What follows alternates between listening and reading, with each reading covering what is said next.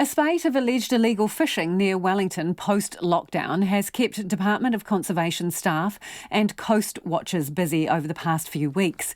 There are two marine reserves in the Wellington region, Tapu-teranga Marine Reserve along the south coast and Kapiti Marine Reserve by Kapiti Island. Monitoring these is the responsibility of Marine Reserve Ranger Leon Berard, and he's been in this role for 2 seasons so far. Our reporter Logan Church and cameraman Dom Thomas were invited to join one of Leon's shore patrols, and they filed this report.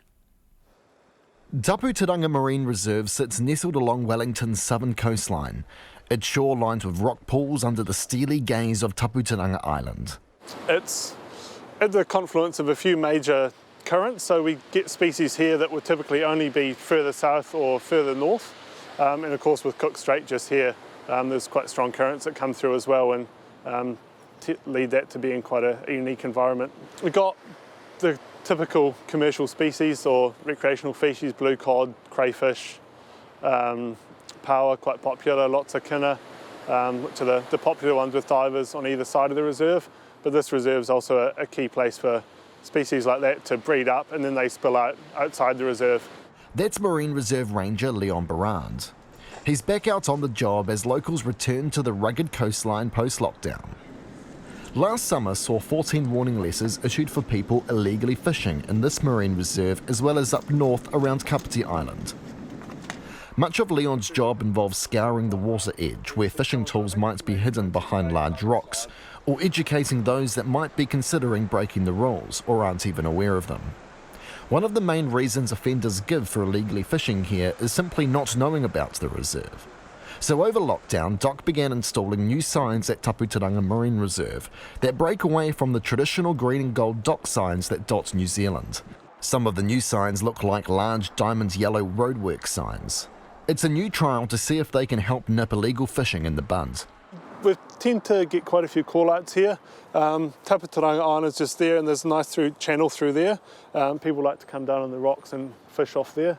I say like to, but we have a few call-outs for that. So yeah, this was an obvious spot, and there's a car park here, so it's just matching where people are likely to go with where a sign is. So the old sign was just on the other side of the bush, but it was more logical to move it here. So just little changes like that can have a big impact on how effective they are.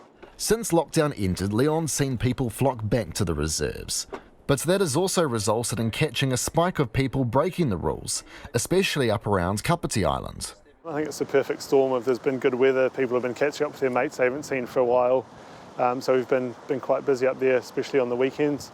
We've spoken to around 20 people across 5 different boats that have been inadvertently fishing in the reserve. So all these will go to my manager and then the legal team just to make sure that they're consistent across the country. And then we treat each one on a case-by-case basis and go from there as what our actions are. A webcam network on Kapiti Island, founded by community group guardians of Kapiti Marine Reserve, helps DOC staff keep an eye on the waters when their one patrol boat, based further south in Mana, isn't there.